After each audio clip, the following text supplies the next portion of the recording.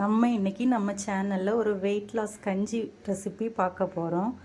அதுக்கு மட்டா ரைஸ் எடுத்திருக்கேன். இதுக்கு ஒரு 1.5 கப்பு எடுத்திருக்கேன். அப்புறம் இதுக்கு ஒரு 3/4 கப்பு சிறுபயறு எடுத்திருக்கேன். இது போட்டுட்டு இது கூட இருந்து கொஞ்சம் வெந்தயம் போட்டு இதை இப்போ நல்லா ஒரு 2 தண்ணியில் நல்லா வாஷ் பண்ண போகிறோம்.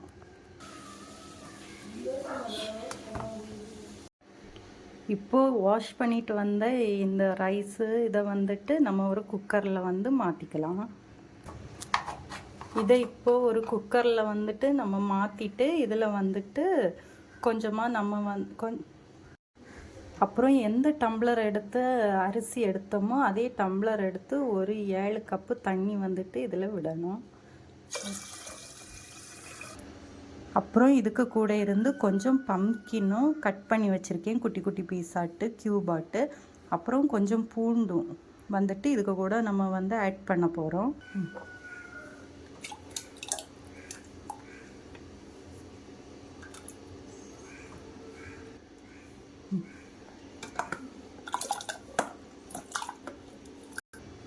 இப்போது எல்லாம் இதில் போட்டாச்சு. இதை இனி குக்கர் மூடி எடுத்து இதை க்ளோஸ் பண்ணிவிட்டு அப்புறம் எல்லாம் வெயிட்டு போட்டுட்டு இப்போ இதை நம்ம ஃபஸ்ட்டு ஒரு 4 விசில் விட போகிறோம்.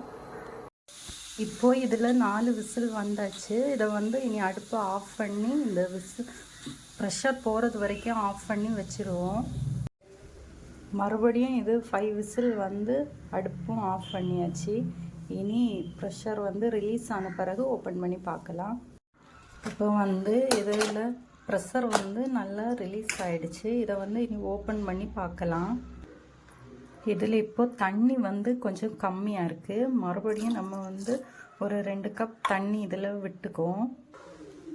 தண்ணி விட்டுட்டு மறுபடியும் மூடி வச்சு மறுபடியும் ஒரு 5 விசில் நம்ம விட்டால் தான் இந்த ரைஸ் நமக்கு கரெக்டாக கிடைக்கும். இப்போது கஞ்சி ரெடி ஆயாச்சு. இதில் இனி நம்ம தேவையான அளவு உப்பு